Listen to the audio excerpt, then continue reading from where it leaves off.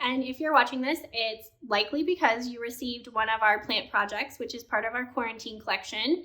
This is the jungle. So if you receive this, then I'm going to walk you through how to create a really cool planted Monstera and moss pole. So in your plant project little package or bag, you should have a bag of moss. There's a lot of stuff in this one. There's a little bag of twine. You get a pair of gardening gloves, which right now can double up as another pair of gloves, right? Always handy. You will have a bag of garden soil, which is different than cactus soil or a lot of other soils, so just keep that in mind. You will get a bag of rocks, which I think it's pretty funny to send just a bag of rocks to someone. Humor. You gotta laugh about these things. You'll get a gardening stake. Again, multi-purpose. You don't have to use it for a moss pole. Everyone's getting a little testy. I don't know. And then you will get a 6-inch Swiss cheese Monstera vine plant. These are super fun. They're really trendy. Everyone loves them right now. And you will get this super cool distressed kind of whitish gray vessel. There was a disclaimer with this project that you do need 4 hands to make a moss pole. So unless you're morphing, cool, or if you're solo during this time, this could take a little bit longer, but it is easier with another set of hands. So you're going to take your garden stake and the moss that we sent to you, and you're going to find a person that you have been quarantining with, or just another person, to help you do this. So this is a studio assistant, Adelaide. She's gonna come help me do this. Oh, and the other part you need is your twine. So we're gonna get a bunch of twine. And there are 2 things not in your plant package that you do need for this project. You need a pair of scissors, which I think everyone has at home right now, and just a marker, permanent marker, or a pen or anything like that. And you're going to think, like, if you stick your stake in the soil, if you go all the way down, you want to mark where it hits the top of your vessel. You're not going to go all the way down into the soil with your moss pole. So if you figure you go in like 4 inches or so, 3 or 4 inches, and you mark about to like there, you make a little mark. This is where you need, that seems like a lot, doesn't it? Mm-hmm. Yeah. Maybe we're going to go further than that. We're going to go up to here. So you're going to make a mark about where you think the stake's going to go into the soil. And that's how far you need to come down with covering your stake with moss to create your moss pole. So the cool thing about the moss pole is it can be a little bit wild, it can be a little bit jungly, it can be a bit bulky, or it can be kind of skinny and really contained and modern and clean. But you can always give it a haircut or add more to it once you get a good base or foundation. So to start this, Adelaide. Yeah, so you're just gonna start by kind of making a little sheet of moss.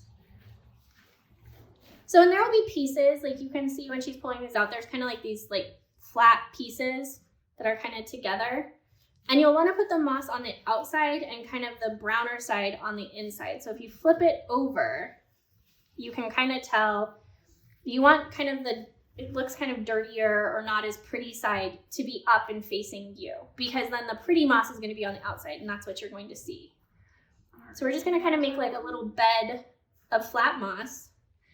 And then you're going to take the stake and you're going to place it in your little bed of moss, but you don't want the top to be where the moss is because we're going to cover the top. So we're going to place this about here and we're almost to our line. So it's not an exact science. Like I said, you can make this like messy or clean, but you do want to start at the top and you're going to fold kind of the moss over the tip of the little moss pole and start kind of wrapping the stake in moss. And this is where having another set of hands is super helpful. Or if you're solo, it's just going to take a really long time. And we have the time, so there you go. And at the top, you're just going to make a little tie. And again, don't worry if you have any like loose ends or anything, you can go back and clean them up. But then what we're going to do is we're going to kind of cover the pole and start, I'm going to twist the other way, this way. Okay. And we're going to just kind of twist the twine around the moss pole and make sure the moss is staying on there. And you just want to make sure the twine is really tight And Adelie is kind of wrapping the moss and placing the moss where the twine is going. So it's holding it in place. And there's going to be some bare spots. It's not going to be perfect, but you're just going to get like the foundation right now. And then we can go back and add it.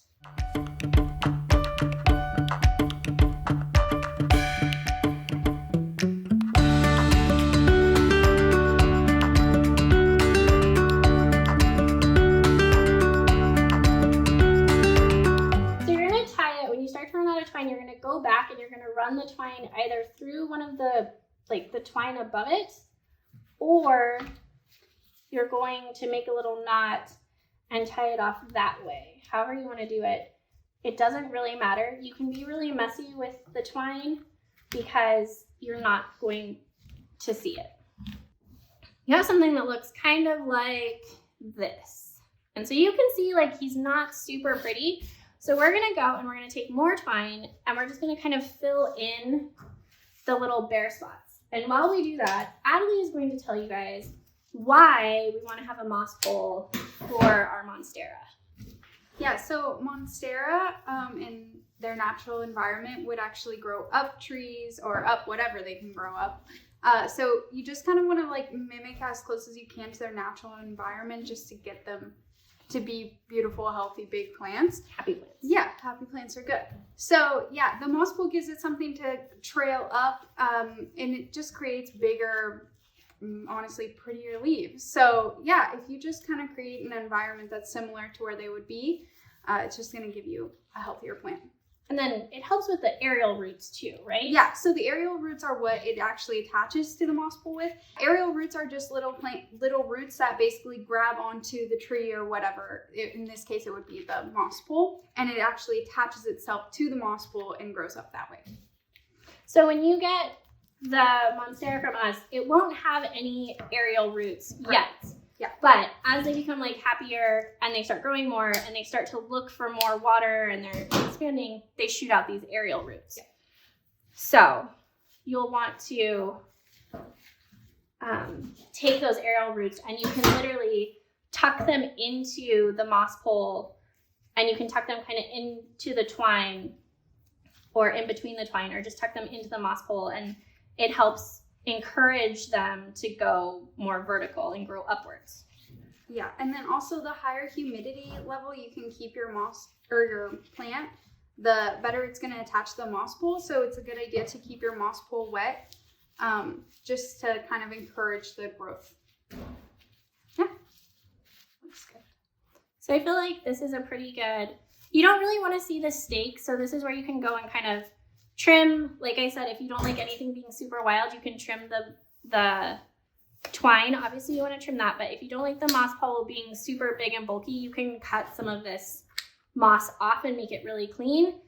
But otherwise, we got pretty close to our marker where we want to be in the soil. So I feel good about that. And that was the only part of this that requires 4 sets of hands. So thank you, Adelie. Okay, so now you have your moss pole, which doesn't seem super exciting now, but it will be. And you can just set this off to the side. It doesn't really matter. You're not going to use it for a little while.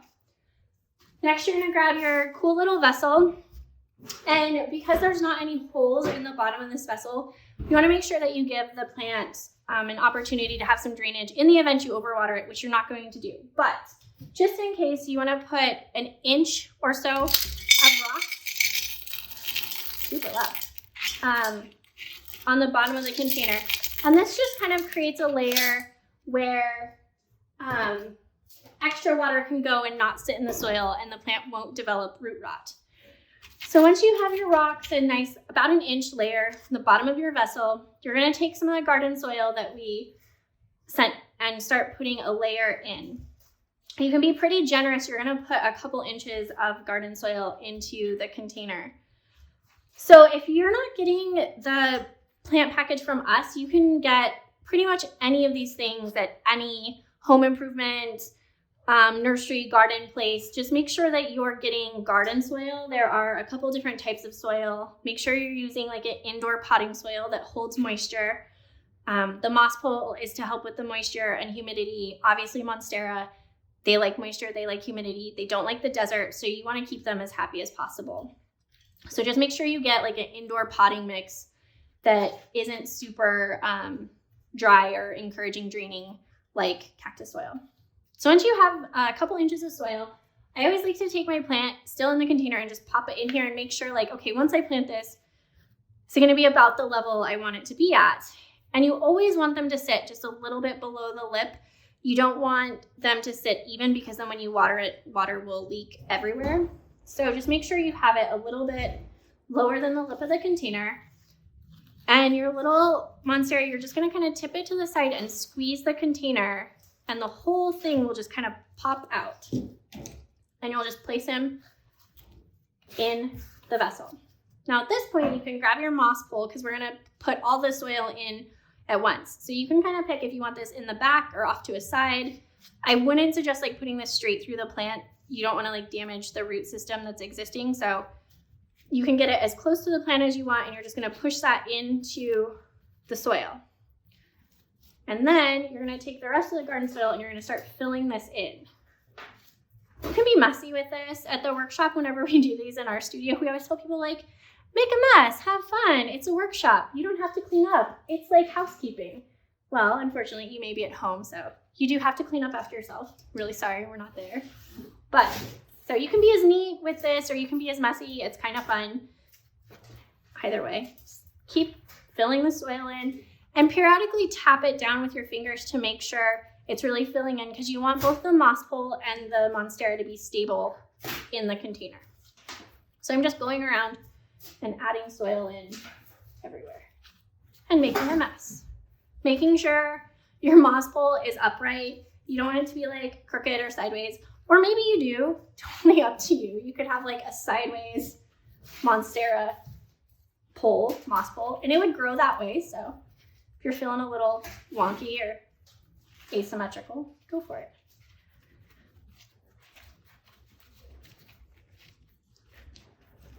And just keep like periodically tapping the soil with your fingers, applying some pressure to make sure everything is really secure. It shouldn't be like wobbling around the plant or the moss pole.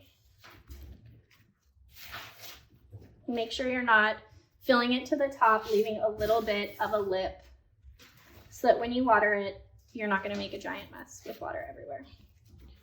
Okay, so now we have our planted Monstera. It's also called a Swiss cheese plant or a Swiss cheese vine. These are really fun right now. They're really trendy. People really love Monstera. I think they're a super rewarding houseplant just because when they produce new leaves, it's really exciting to watch them unfurl. So this is what you have. And what you're gonna wanna do is take the vine, the Monstera vine, and you're gonna wind it up the moss pole. And be gentle, don't like twist or pull, and try and kind of encourage it to go in the direction that it's growing. Don't fight Mother Nature. You won't ever win. So I'm just kind of gently wrapping this around, and it's not going, I mean, it may want to stay, but if you want to kind of really encourage it, at this point you can take another piece of twine and just gently attach it to the moss pole with the twine. And you're not going to see the twine in the moss because it's just going to get hidden, but just make sure you don't tie it super tight and cut off the circulation, essentially, from the roots to the top leaves. Also, doing this with gloves is a bad thing. You should really just, it's way easier if you take your gloves off for this, but it's okay. We're in it. We're doing it. So just create a cute little tie, and then you can cut the little ends, or if you're feeling super cute, you can do something with them. I don't know. And there you have it. You have a Swiss cheese Monstera growing up a moss pole. Care for this guy. They love bright light, bright indirect light. In Arizona, we always say avoid west-facing windows. It's just way too bright of sun. In Arizona, it bakes everything. But they love being in the window. They love sunlight. They love being misted. They love humidity. So how you water this guy, you water him once a week, give him a good drink. And if you want to, you can, there's a cute little add-on if you want to get a plant mister, and you can mist the leaves. They really love that. And when you water these guys, you can water from the top and literally pour water down the moss pole, and the moss pole will hold that water and retain it, and it'll also go into the soil, and it'll kind of create like a little mini ecosystem with some humidity for the plant. Also helps when you get those aerial roots that we were talking about. You can start plugging them in, and this guy will just keep growing up. So there is your jungle plant project, and happy growing, friends.